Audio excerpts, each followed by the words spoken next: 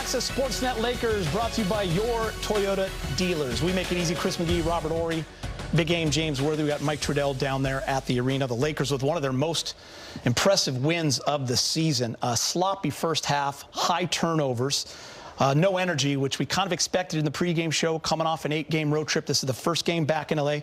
You lose Luka Doncic, and you had no answer for Joel Embiid. But then about halfway through that third quarter, James, there was a shift, and that shift came on the defensive end. And the role players in the bench led the way. 61 points, so much fun at the end of that game. And the top story, AR is back. Big game.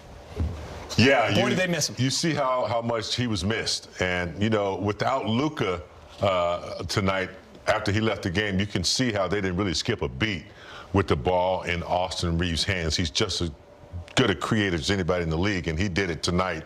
He led the team. But I thought, for me, the game ball goes to Max Kleber. You know, he had a plus 23, you know, in the plus minus. He came in and really gave them a nice punch, some rebounds, some nice passes, just the effort. And I think it was contagious. But Austin Reaves, for sure, you know, he led the way in the last 2 quarters. But I just thought the energy, the defense was sticky in the latter part of the half, and they were able to pull it off.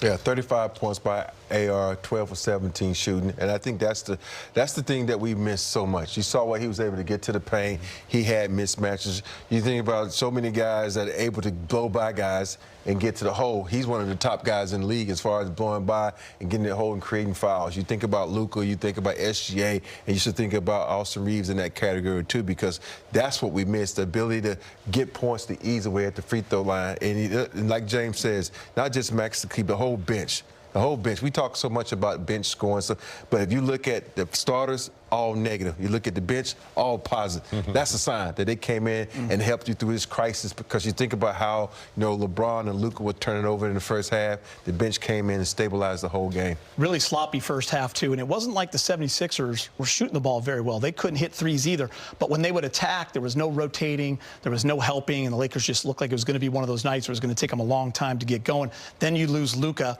so kind of the wind comes out of the arena there, and then Austin Reaves, guys, I mean, what a job stepping up. 25 minutes, still on a minutes restriction. He had 35 points, 5 for 8 in 12 of 17. Also added 6 rebounds and 2 assists. But James, he had that look back, that swag, that feel when he's so confident. He knows he can get to the line. He knows he can get by a guy. But when he's hitting the 3-ball also, that's when he's in that 30-ball range. Yeah, he's been out a little over a month or so, I think, and it doesn't look like he skipped a beat. You know, it doesn't matter what defense you throw at him. If you're not doubling him or blitzing him or getting it out of his hands, it doesn't matter. He finds a way to get very crafty. If you're too close to him, he's going to draw a foul and get a potential +1. When I think of, you know, what Luka provides for us, when he has the ball in his hand, I see Austin Reaves doing. What was it? I can't see. I don't have my glasses on. 17. Huh? 12 for 17. 12 for 17. You know, and he assists. You know, he was the difference, and he has been the difference, you know, since he's been out. You know, I think he was saying the highest scoring backcourt in the NBA when Luka and him on the floor. That's incredible. Before AR got hurt. Yeah. And that's incredible. And you think now that he's back and he did this on a minutes restriction, there's so many things that come into play when it comes to Austin Reaves. It goes to show you his intelligence / IQ on how he's able to control a game, his ability to get guys involved, his way he can take over the game. The way he played this game was like, you know, he should have been a conductor. He kind of just orchestrated what was happening on the court. And I think for me, when he hit that 3, with the shot clock running down, that's when, you know, we always talk about chipping off the rust. That was that last chip, and all the rust is gone. Like you said, James, AR is back. You know, guys, really, you got to give love to the others, as Shaq would call them. I mean, Jake LaRavia, big minutes. Marcus Smart, defensively changing the game. But then you look at the bench. Rui with the offense and the defense. Vando, what he was doing defensively, and then Maxi Kleber, who James mentioned, plus 23. All those guys were in the plus 20s.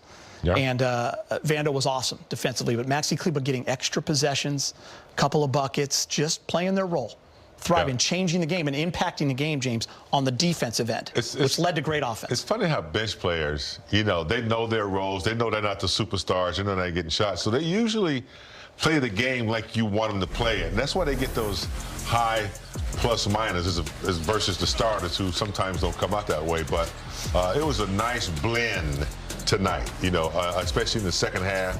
The starters got going, and then the bench players came in and just put the icing on the cake with the effort they had. So, and they're going to need that, Gita. We talked about this pregame. This is a critical time, and they started out with a good win and a good second half, a good connection with the team after a long road trip.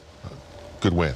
Rob, we were watching the game, and there was no answer for Embiid. He was just having one of those nights. He had 30 midway through the third quarter. He only had 5 the rest of the way. They did a good job on Maxey as well, but what did you see in that kind of a shift? When you watch, the thing is, we talked about this, he was so comfortable in those first 3 quarters. He had space. You remember the one shot he was able to make, and then I think they looked at the film at halftime and said, okay, make him uncomfortable. Get up in it, because that's what he depends on so much. He depends on you to give him that space, and he uses his length to draw fouls and go to the free throw line or get you off him and shoot that little jumper. Right there, you see how, Les Reaves was up on him and was able to poke it loose. It was one of those possessions where Les Reaves got him on. I was a little disappointed in the refs that they gave him a foul when he bumped into it. But you got to make players uncomfortable. Embiid anticipates you to be scared of him. You can't be afraid of no man on this court. Get up in him and make him uncomfortable, and I was very proud of how the Lakers defense in the second half made him uncomfortable. In big game, 42-28 rebounding edge. We knew no Jackson Hayes. We talked about the team rebounding, how important that would be. We saw in a couple of those road trip games where the Lakers didn't get it done. It was a lot of second possessions for Cleveland and for the New York Knicks. Tonight, that was not the case. Lakers did a good job crashing the boards on both ends. Collective effort. I think Reaves has 5 or 6 rebounds. When you have guards who are getting back in there and getting some of those long rebounds, it's going to work. And this team, they're going to have to rebound collectively, because you can't depend on Ayton, Hayes. LeBron's not going to, he's not going to be your monster rebounder. So they need those guards. Rob always talked about get back to those elbows. They did a good job of getting the ball first before they started the fast break. Yeah, nice season sweep of Philly as well. And the Lakers have now won 4 out of 5 against the Sixers. Time to hear from Coach J.J. Redick, brought to you by your Toyota dealers. All right, guys, AR comes back, Luka goes out. It's just kind of been the way this year has gone, unfortunately. Don't know to the extent of it. Have not heard from Luka. J.J. gave us a little bit there just in terms of the hamstring tightness, Rob, and the medical staff and Luka kind of deciding that we won't go here in the second half. So all you can do is just be a little concerned until we hear better news. I don't know what else to say, really. I mean, it's just, it's kind of been the way this season's been going, and you just got to keep going. He had this issue early in the year, I think, where he got hurt, something like this, and he sat out, and then he came back well.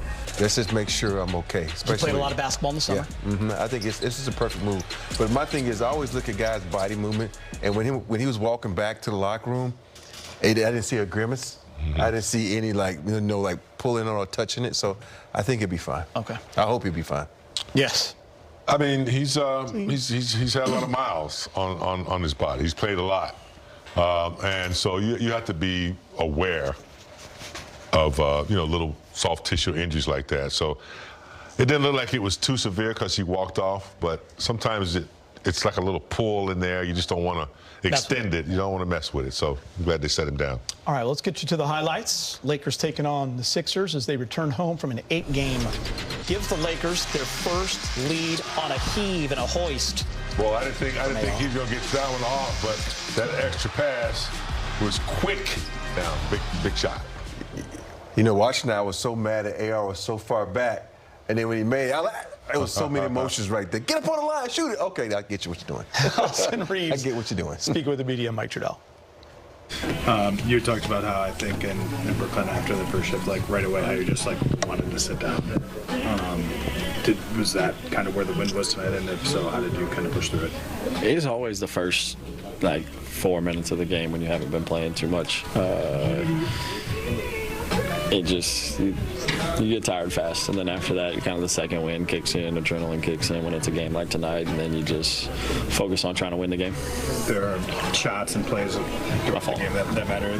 The 3 you made at the end of the shot clock where the ball was in your hand for maybe I don't know. Can you just take me through that play and kind of what you looked at the bench and kind of what the reaction was? I don't know, Maxey threw me a ball with like 1.1 seconds left maybe, so I just chucked it at the rim and it went in, and then celebrated. So it's fun. You had mentioned to us that you were able to get a little bit more time in the weight room. Obviously, you couldn't do as much stuff with your lower body. Do you feel any additional confidence on drives, just kind of knowing that even if it's a little bit more muscle is there? JJ talked about kind of how the drives today were especially key. I don't know. I kind of just feel normal.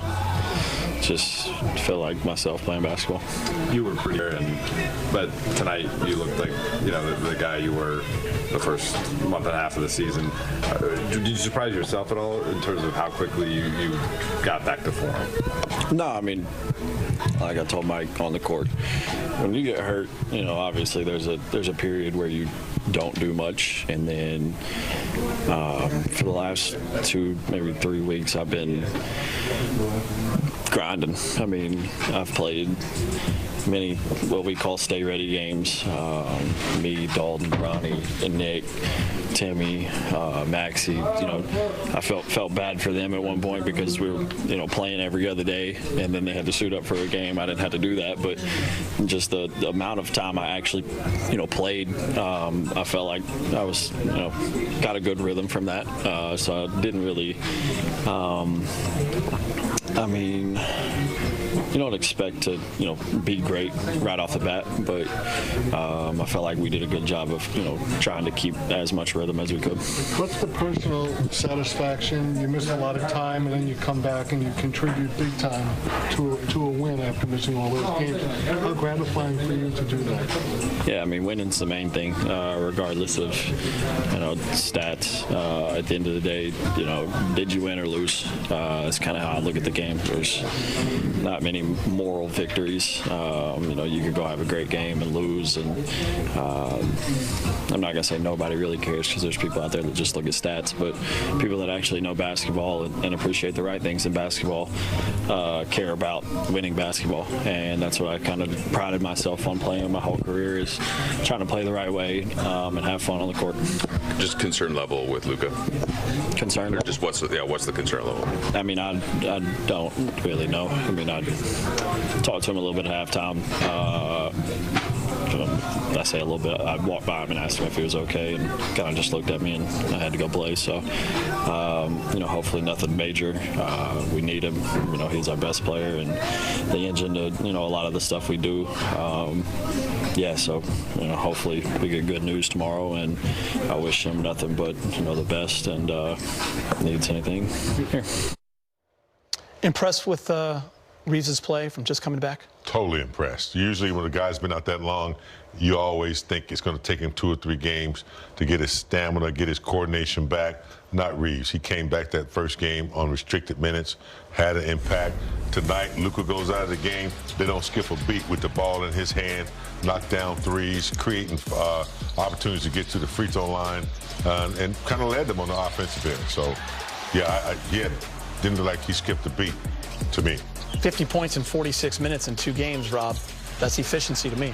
That's really good efficiency. It lets you know what this guy's capable of, what he can do when he gets on the court, and that's what makes him so dangerous, and everybody's healthy and everybody's clicking. So I'm so excited to see what they can do on this homestand, because that allowed them to all get back in the gym together, practice together, and get to, refresh one another with each other's ability. So hopefully Luka's fine, AR's back, and let's get this thing rolling. Yeah, Lakers win 119-115 behind the play of AR and 35 points. The Lakers had 6 players score in double figures tonight, including 14 from Rui. More reaction ahead. The Lakers open up the homestand with a 4-point win over the Sixers. Laker fans, time to celebrate. Your Lakers won the game, scoring 2 free tacos with any drink purchase from Jack in the Box tomorrow. Just ask for the Lakers deal when you order. Valid only at Los Angeles restaurants. Go Lakers. Go Jack. Marcus Smart addressing the media. Marcus, the team was... And that's what we did. Big third quarters run, James. I'll start with you. Is sparked by the defense. It is. It did. And, they were lackluster in the first half, giving up offensive rebounds, turning the ball over. I'm assuming JJ had a nice meeting with them, and they came back out. And to me, it was really, the others who really got things going. Marcus Smart, Vando, Maxey came in, and they picked up the intensity. So that turned things around. Steals, easy buckets, easier buckets, and then Austin Reaves, did his thing to close it out. I'm looking at the third quarter and the fourth quarter. It's like Groundhog Day, because they both was 28-34 quarters in offensive end. You talk about Maxey Cleveland, his ability to get offensive rebounds. You talk about Vando's ability to get offensive rebounds. And it was just one of those things where they looked at each other and said, you know what? We might not be shooting the ball like we want to, but we can pick up our defense. And that's a sign of teams that are maturing and are getting ready for the playoffs, because the playoffs will be here pretty soon. All right, 10 points from Luka Doncic before leaving in the second quarter with a sore hamstring. More reaction ahead. The Lakers snap. Sixers 5. Access Sportsnet Lakers is brought to you in part by Morongo Casino Resort and Spa. Less than 90 minutes from wherever.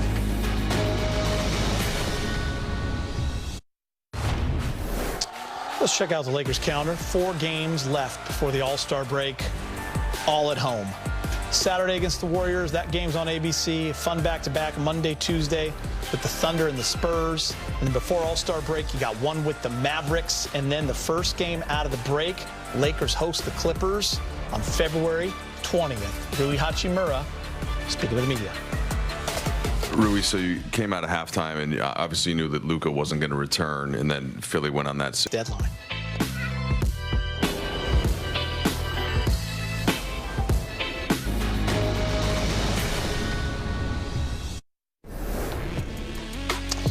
All right, see this right here, highest three-point percentage in career in NBA history, Steve Kerr, 45.4%, and look who's at number 2. By the way, it's the minimum 100 games played. It's Luke Kennard at 44.2%. Newest Laker, Luke Kennard. Lakers of 9 of 25. James from behind the arc today. They really struggled until late. Actually, AR hit a bunch. He had 5 of them. But Rui hit a couple, and so did Marcus Smart. But this is a welcomed addition. We love Gabe. He's a pro when he was here for 3 years. Wish him luck. And now you got to welcome in Luke. Consummate professional, Gabe is. But, it's part of the business. We needed someone who can knock down threes. Kennard has a little bit more size. He moves very well without the basketball as well. So it'll be a nice addition.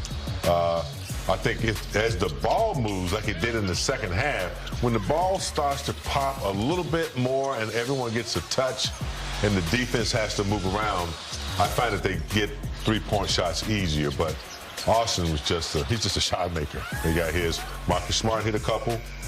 So, yeah, I think when Kennard comes, that's just going to add some more flavor to 30. We're going to be 32 flavors now. And Rob, JJ had mentioned that he has a relationship with Luke. He's known him for 12 years, and that he's going to urge him to actually shoot the ball more.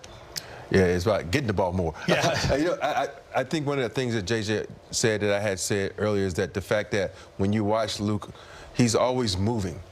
And the worst thing for a defense is a player that's constantly on the move. The worst thing for a defense is a guy who can shoot it like he can shoot it. So when you're on the move and you can shoot it like that, it keeps the defense on his toes. They always got to be aware of where you are. And when they're on high alert like that, it opens up lanes for people like LeBron, like AR, to get to the hole. So I'm very excited to see what he's able to bring to the table, and I hope he's able to adjust sooner than later. All right, guys, final thoughts, and we look ahead. Austin Reaves and the Lakers host the Warriors on Saturday night. We'll wrap it up on the other side.